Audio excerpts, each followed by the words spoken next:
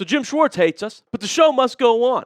Todd Monken and the Cleveland Browns are going to hire a new defensive coordinator. They said they're starting right away. So who are the top options to be the next Browns DC and replace Jim Schwartz? I've got a list of new names for you and a couple you're familiar with on today's show. And like I said, the Browns put out a statement immediately saying they will begin immediately, in quotes, their defensive coordinator search. So this thing's getting on the road right now, right here. So I say we hop right into it, and this is why you hit that subscribe button, ladies and gentlemen. I'm your host, Joey O'Donohue. Daily free Browns news and rumors, and whenever news breaks, I'll make a video for you guys when our new DC is hired. When we get rumors of who they're leaning towards, I'm going to make videos that whole time, that whole week. So this is why you hit that subscribe button, totally free. And I appreciate you guys rocking with me here on today's show. Shout out to all of you. So, Ian Rapoport says, with the hopes of keeping the system together for their talented group, the Browns may look to a couple of assistants on the staff of Jim Schwartz's disciple, Matt Burke. Dino Vasso, Cory Undlin seem to be two names that are two candidates for the Browns already, according to Ian Rapoport. We will start with the history of Cory Undlin, who actually has a lot of coaching experience in the National Football League. And if you see very early there at the top of your screen, he was a member of the Cleveland Browns as a defensive quality control coach, okay? Assistant special teams coach. We could use a guy with a special teams background, I will tell you that. And he worked with the Jaguars, the Broncos staff, the Eagles staff. Very experienced. And like I said, he's working on the #1 defense in the league right now in the Houston Texans, and it has been since 2023, the same amount of time that Jim Schwartz has been on this Browns defense. He's also a 2-time Super Bowl champion. Worked with the Patriots, worked with the Eagles, won a Super Bowl respectively, 2 different decades, believe it or not. I like a guy that's been in winning locker rooms, that's been in successful locker rooms. This is my ultimate goal for the Cleveland Browns. Obviously, it should be yours too. It should be the front offices. It doesn't always look like it, but it better be. And so anyone that's tasted that before and has seen the makings of a successful group, well, I like that type of guy on my coaching staff to be a defensive coordinator. Albert Breer reinforced the idea of Cory Undlin, saying, Jim Schwartz now out. Texans pass game coordinator Cory Undlin becomes the key name to watch. He was with Todd Monken in Jacksonville, by the way. They have that relationship from 2009 to 2010. And then he also, as I reported to you guys in my last video, be interesting to see if the Raiders do pursue Jim Schwartz this week. I'm starting to really like this idea, honestly. And I see it as quite likely that he is looked at, gets an interview, right? Cleveland does want to try and keep that same system that they've been working in, that 4-3, wide 9. Jim Schwartz, helped grow, I would say, over the past couple years. So anyone that's been connected to that and working under Matt Burke in the top defense in the league, it sounds good to me, and Monken knows him pretty well. The other name that Rapoport brought up was Dino Vasso. Give you a quick rundown on his experience, and then I've got more DC candidates for you guys on today's show. He worked with the Chiefs from 2013 to 2015, had a couple different roles with the Philadelphia Eagles, right, who won a Super Bowl then. Quality control coach on defense for a few years, got promoted to assistant coordinator of the defense in 2020, and then, as I've showed you, he's been on that Texan staff for a little while here, cornerbacks coach, and they were like, you know what? Just go for all the DBs. So, Vasso also has a decent amount of experience, not as much as Undlin, but perhaps he does get a look like Rapoport said. Some other defensive coordinator candidates for the Browns that I do very much expect to be in this mix. Let's start with our own safeties coach, Ephraim Banda. Just promote from within, perhaps, for the Cleveland Browns, I think is another very likely scenario. And here is some of Banda's experience. He hasn't been a DC in the NFL, but guess what? He's been a defensive coordinator in college and spent 11 years coaching in college football. Miami, he was a co-defensive coordinator and safeties coach there. Utah State, he was a defensive coordinator and safeties coach. And obviously, he's been with the Cleveland Browns since 2023, has really helped a lot of our safeties, specifically Grant Delpit, who we'll talk about, come alive. Banda did receive interest in this coaching cycle to be the Dallas Cowboys defensive coordinator, by the way. He did get an interview in a different cycle. The Jets also looked at Banda as a DC candidate. So, he's no stranger to the position in college and also being interviewed for it in the NFL level. And I mentioned Grant Delpit and his success. Some of the numbers this year were phenomenal. I mean, there were times we were saying he was playing like an all-pro. He really was. 3 sacks for a safety, an interception, 2 forced fumbles, 89 tackles, versatile, was doing it all. He led that safety group, did Grant Delpit, and Ephraim Banda obviously was working with him the closest. Another reason I bring up promoting from within is because Todd Monken made it very clear in his press conference, as I told you guys, they're not changing the system on defense. And so the people that have been in this system the past couple of years, that makes sense to me to promote from within. Or do you call up a familiar friend? Do you call up Gregg Williams? He's the Tennessee State DC right now. Nothing to write home about. But you guys remember Gregg Williams, the defensive coordinator of the Browns. Some of you may know him as a Jets DC. He was the interim head coach for the Browns in 2018 as well. That year wasn't as bad, but the year before it was dreadful. We'll talk about that in a second. But why I bring up Gregg Williams, some of you might like him. Some of you might be like, Joey, I'm clicking off the video. What the dang hell are you bringing up Gregg Williams for? I bring him up because on Twitter, the son of Gregg Williams, Blake Williams, is making sure Gregg knows there's an opening. He got a tweet reply that said, "Can we get your dad back as defensive coordinator?" And Blake Williams goes, "Ask him." At Coach Gregg. So I'm telling you, he's probably hit up his dad and be like, "Hey, did you see what I said on Twitter? You thinking about going back to the Browns?" So that's why I bring it up as a rumor, because I guarantee you, Gregg Williams is hearing about this. His son literally is telling him. And Gregg Williams, you want to talk about experience. His coaching history goes back to before I was born. Not to date myself here, but I was not alive when Gregg Williams began his defensive coaching career, and it was the Houston Oilers and Tennessee Oilers. I mean, he has been around for a while. Was the head coach for the Bills in 2001. And like I said, if you fast forward a little bit, he was on that Cleveland Browns staff, no doubt about it. And for some reason, he's at Tennessee State right now. Another thing that I found interesting that Blake Williams, the son of Gregg Williams, said was, you do know it's Gregg Williams' system, right? Not Schwartz's. Schwartz learned it from him.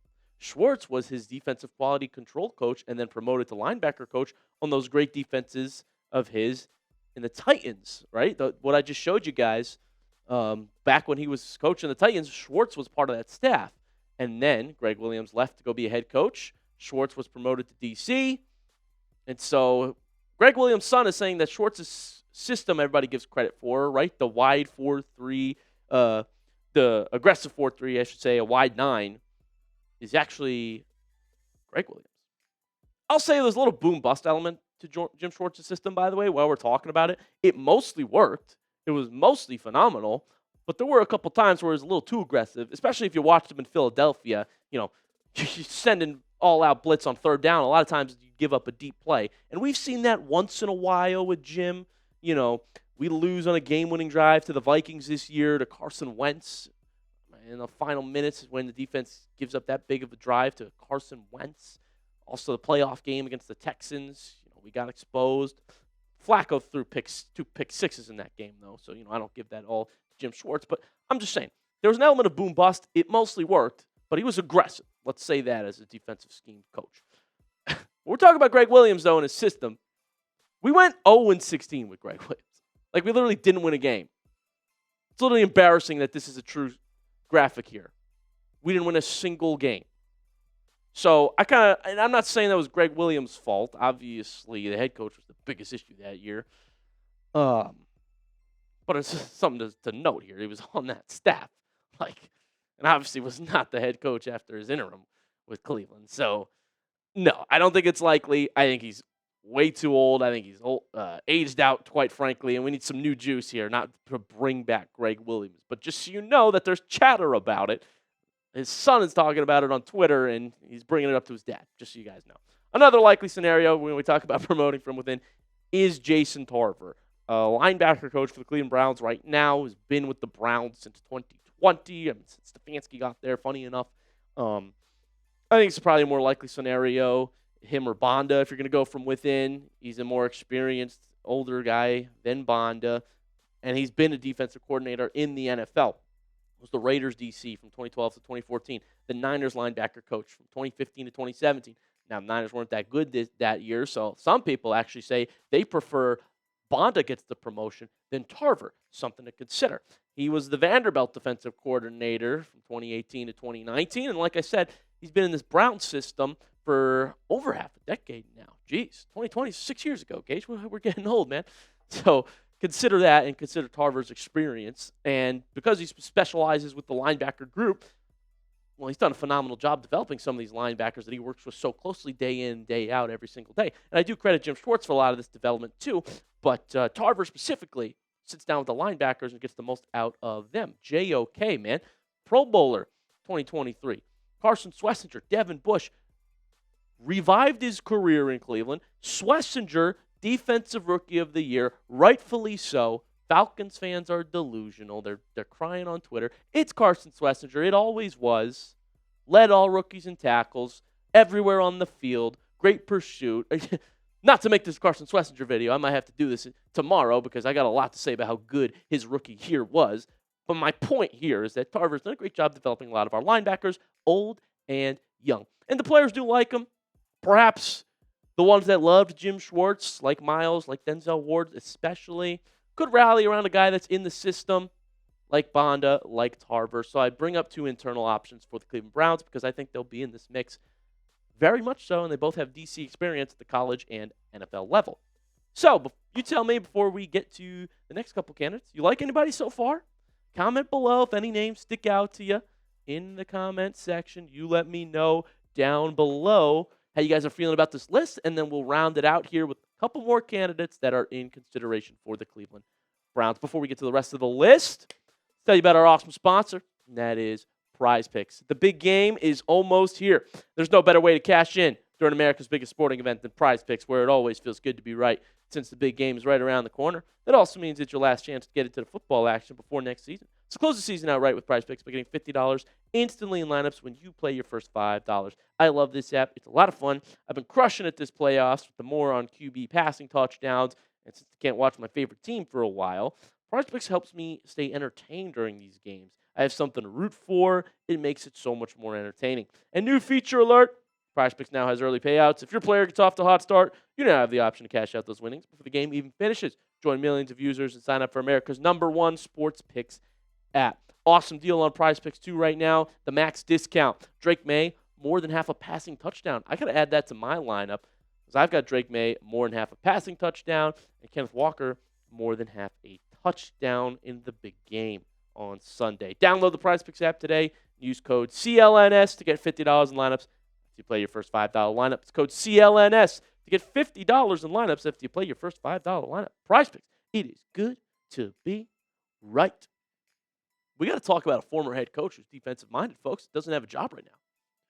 Why is Sean McDermott not getting calls? Why is he not getting more buzz? Is he telling people he's taking a year off? Or what's the deal here? Because Sean McDermott had a lot of winning success, specifically in the regular season, but he had success with the Buffalo Bills. Take a look at his tenure and some of the numbers. I mean, he went 98-50. One of the winningest coaches of the last decade in the regular season. 5 AFC East titles, by the way. Man, I'd love to see some AFC North titles on the next Browns head coach resume. Shout out Munkin, please get it done. 2 AFC title game appearances, 8 playoff appearances, but this is where he gets the knock. 8-8 playoff record, exactly 500. So I get it, but he is a no-nonsense guy too. Maybe he would work well with Todd Monken, and he's very defensive-minded. I would love to have him run our defense, to be quite honest. I don't know that his scheme is much like Schwartz's, but just because of his success in the National Football League, his demeanor, and his exceptional defensive mind, we're talking defensive coordinator candidates, and he's available, I'd give him an interview. What say you, though? Should the Browns call up Sean McDermott?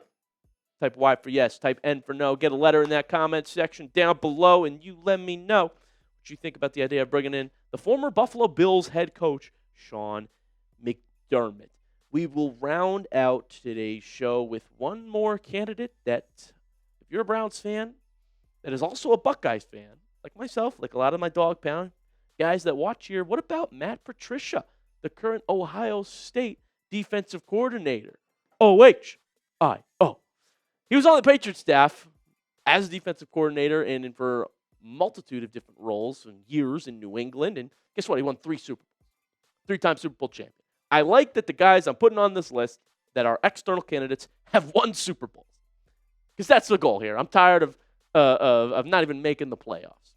We need to start striving bigger, have bigger aspirations, and actually get to that point, closer to that point. So, Matt Patricia, and I'll say this, the Ohio State defense, phenomenal. I mean, they develop a lot of dogs at Ohio State.